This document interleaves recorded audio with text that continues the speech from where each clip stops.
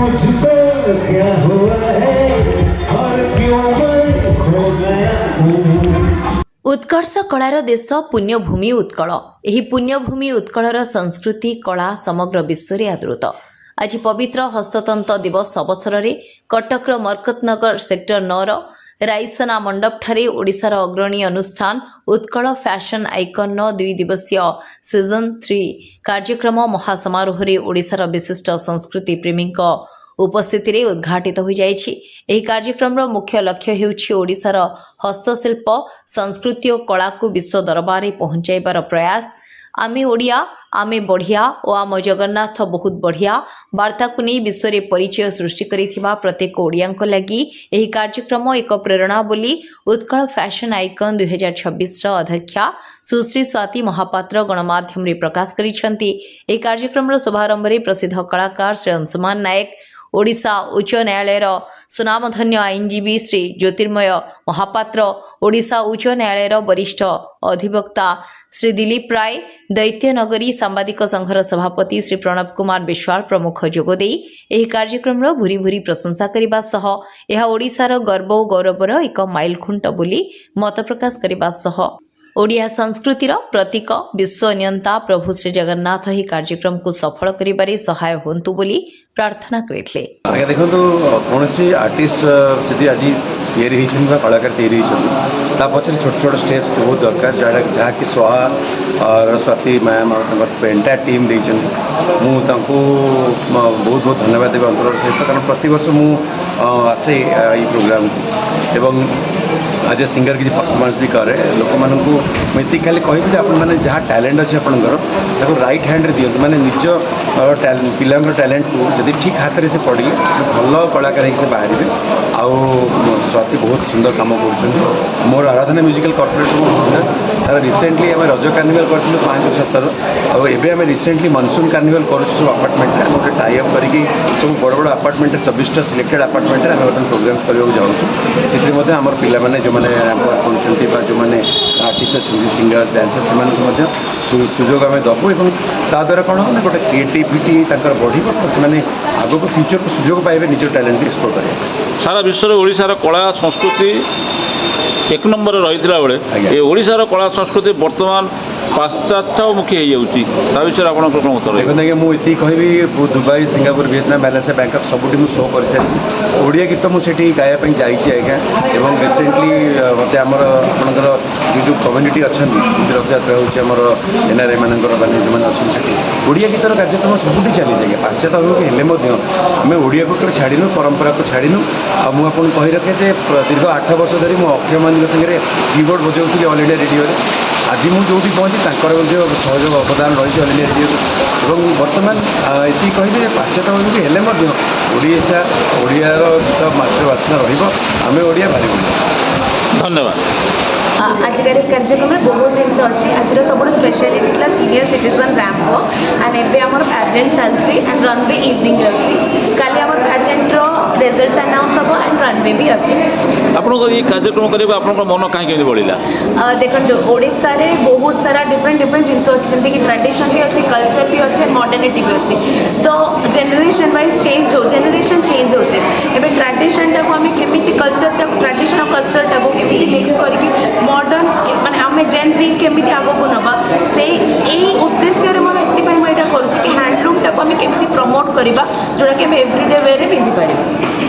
Madam tradition culture ओडिशार tradition culture बहुत राज बहुत पुराना किंतु वर्तमान जो ओडिशार ट्रेडिशन और कल्चर धीरे धीरे मॉडर्नाइजेशन होगी बर्तमान पड़े जाऊँगी बाहर स्टेट को आउ बर्तमान समस्ते फॉरेन पॉलिसी की आडप्ट कर तेणु बर्तमान परिस्थिति आप जो कुछ सक्सेसफुल केते सक्सेसफुल हम आप आशा कर लास्ट 3 इयर्स है चलती तो मुझे फास्ट स्टार्ट कर ओडिशार हैंडलूम को लेकिन बहुत सारा आउटफिट्स बनाऊँगी एंड से शोकेस करुँची एंड समस्ते से बहुत भल पाँच मुझे चाहूँगी आहरी लोक से एक्सेप्ट करतु ग्रहण करतु आम ओडिया भारी बढ़िया तो आम एटा भाविकी आमर कल्चर टाक आम निजर भाविकी आम केमी आपणे पार भाविकी आगक जो नवा 101% आमर हैंडलूम आमर टेक्सटाइल आमर माने कल्चर सब आगक जीव ओडिशार हस्तशिल्प ओडिशार कला ओडिशार संस्कृति ओडिशार ଯେଉଁ ବିଭିନ୍ନ କାର୍ଯ୍ୟ କାରୁକାର୍ଯ୍ୟ ରହିଛି ସେଥିପାଇଁ ଆପଣଙ୍କର ଏଇ ଯେଉଁ ପ୍ରଚାର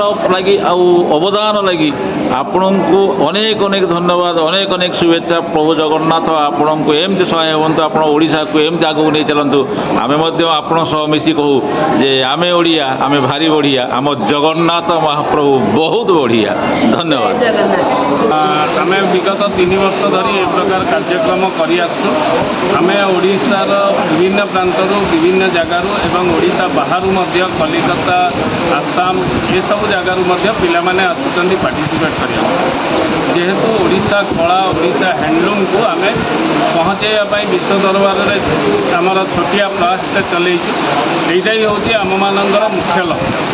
ଯେମିତିକି ଆମର ସମ୍ବଲପୁରୀ ହେଲା ବା ଅନ୍ୟାନ୍ୟ ଯେକୌଣସି ଆମର ଟେକ୍ସଟାଇଲ୍ ମ୍ୟାଟେରିଆଲ୍ସ ଅଛି ତାକୁ କେବଳ ଶାଢ଼ୀ ମାଧ୍ୟମରେ ନୁହଁ ବରଂ ନିଆରା ଢଙ୍ଗରେ ଅନ୍ୟାନ୍ୟ ଉପାୟରେ ଆମେ ଲୋକଙ୍କ ପାଖରେ ପହଞ୍ଚାଇ ପାରୁ। ଏଇଟା ହିଁ ହେଉଛି ଆମମାନଙ୍କର ମୂଳ ଲକ୍ଷ୍ୟ। ଓଡ଼ିଆର ସଂସ୍କୃତି, ଓଡ଼ିଆର ପରମ୍ପରା, ଓଡ଼ିଆର ଚାଲିଚଳଣି ସାରା ବିଶ୍ୱରେ ଆଦୃତ ହୋଇଯାଇଛି। କିନ୍ତୁ ବର୍ତ୍ତମାନ ସେଇ ଗୋଟିଏ ପ୍ରଶ୍ନ ଆପଣଙ୍କୁ ଯେ ବର୍ତ୍ତମାନ এই ପାଶ୍ଚାତ୍ୟ ସଭ୍ୟତା ମାଡ଼ି ବସୁଛି এই ଓଡ଼ିଆ ସଭ୍ୟତାକୁ। ସଭ୍ୟତା କେବେ ହେଲେ ଲୁଚି ରହେନି ବା ସଭ୍ୟତା କେବେ ହେଲେ ଲୁଚି ପାରିବନି। ତେଣୁ ଆମେ ଆଦୃତ ହେଲେ ମଧ୍ୟ ଆମେ ନିଜର ପରିଚୟ, ନିଜର ଓଡ଼ିଆ ସଂସ୍କୃତି, ଓଡ଼ିଆ ସଭ୍ୟତାକୁ କେବେ ହେଲେ ଭୁଲି ପାରିବୁନି। କିନ୍ତୁ ଓଡ଼ିଆ କଳାକୁ ଆମେ ଟିକେ ଭିନ୍ନ ଢଙ୍ଗରେ ଯେଉଁଟାକି ଲୋକମାନଙ୍କ ଦ୍ୱାରା ଆଦୃତ ହୋଇପାରିବ। କାହିଁକିନା ବର୍ତ୍ତମାନ ଆଉ କୌଣସି ଜାଗାରେ ଆପଣ ଶାଢ଼ୀ ପିନ୍ଧି ବା ଧୋତି ପିନ୍ଧିକିନା ଯାଉନାହାନ୍ତି। ତେଣୁ ପାଶ୍ଚାତ୍ୟ ସଭ୍ୟତା ବୋଲି ଯେଉଁ ଆମେ କହୁଛେ, ଆମେ ବି ପ୍ୟାଣ୍ଟ ସାର୍ଟ ପିନ୍ଧୁଛେ।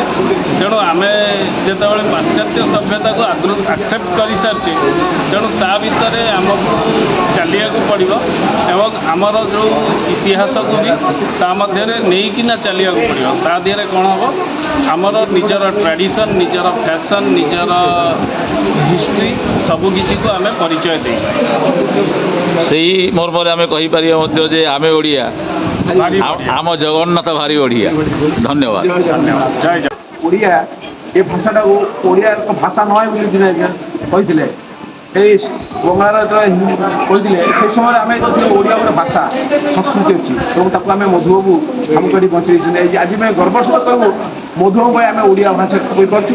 ଓଡ଼ିଶାକୁ ନେଇକି ଆମେ ବର୍ତ୍ତମାନ ସାରା ବିଶ୍ୱରେ ମଧ୍ୟ ଲେଖିଦେଇ ପାରୁଛୁ। ଏ ଓଡ଼ିଶାର ଓଡ଼ିଆ ସଂସ୍କୃତିକୁ ଆମେ ସାରା ବିଶ୍ୱରେ ପ୍ରତିପାଦିତ କରୁଥିବା ବେଳେ ସେମାନେ ଯେତେବେଳେ ସଂସ୍କୃତି ଆମର ସଂସ୍କୃତି ନେଇକି ସେମାନେ ଯେତେବେଳେ ନିଜେ ତାଙ୍କର ସଂସ୍କୃତିରେ ମିଶାଇ ଚାଲିଛନ୍ତି, ଆମେ ମଧ୍ୟ ସେଇଭଳି ଭାବରେ ପଛୁ ପଡ଼ିନାହୁଁ। ଆମେ ବି କହୁଛୁ ଯେ ଓଡ଼ିଆ ସହିତ ଆମେ ମଧ୍ୟ ତମ ସଂସ୍କୃତିକୁ ଆମେ ସାଙ୍ଗ ରଖି ନିଶ୍ଚିତ ଭାବରେ ଭାଇର ଭାଇ କାନ୍ଧ ମିଳେଇ ଆମେ ନିଶ୍ଚିତ ଭାବେ ବିଶ୍ୱ ଦରବାରରେ ନିଜକୁ ପ୍ରତିପାଦିତ ମଧ୍ୟ କରିପାରିବୁ।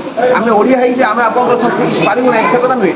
ଆମେ ବିଶାଳ ହୃଦୟ ରଖି ସବୁ ସଂସ୍କୃତିକୁ ଆମର ଭାଇ ଭାଇ କରିକି ଜଗନ୍ନାଥଙ୍କ ପାଖରେ ଯେମିତି ସମସ୍ତେ ହାତ ଠାଇ ଡାକୁଛନ୍ତି, ସମସ୍ତେ ମୋର ଭାଇ ବନ୍ଧୁ ବିଭିନ୍ନ ଭାଇମାନେ ସମସ୍ତେ, ତେଣୁ ଆମେ ସେଇଭଳିଆ କହୁଛୁ ଏଇ ଓଡ଼ିଆ ଭାଷା ଭାଇ ମାନଙ୍କୁ ଗର୍ବର ସହିତ କହିବୁ ଯେ ସାରା ବିଶ୍ୱ ହେଉଛି ଆମର ଭାଇ ଓ ଭଉଣୀ ଏବଂ ଆମେ ସେମାନଙ୍କ ସଂସ୍କୃତିକୁ ଆପଣେଇ ନେବୁ। ଆମର ସଂସ୍କୃତିକୁ ଆପଣମାନେ ଆପଣେଇ ନିଅନ୍ତୁ। ଏଇ ଜଗନ୍ନାଥ ପ୍ରେମୀ ହେଇଯାଆନ୍ତୁ। ସେ ଜଗନ୍ନାଥ ହିଁ ଆପଣଙ୍କୁ ଦେଖେଇବ କିଭଳି ଭାବରେ ଓଡ଼ିଶା ହେଉଛି ସାରା ବିଶ୍ୱର 1 ନମ୍ବର ଏହି ସଂସ୍କୃତିକୁ ବାହାରିବ। ଧନ୍ୟବାଦ। ପ୍ରୟାସ। ଧନ୍ୟବାଦ। ବ୍ୟୁରୋ ରିପୋର୍ଟ, ବିଚିତ୍ର ଦୁନିଆ।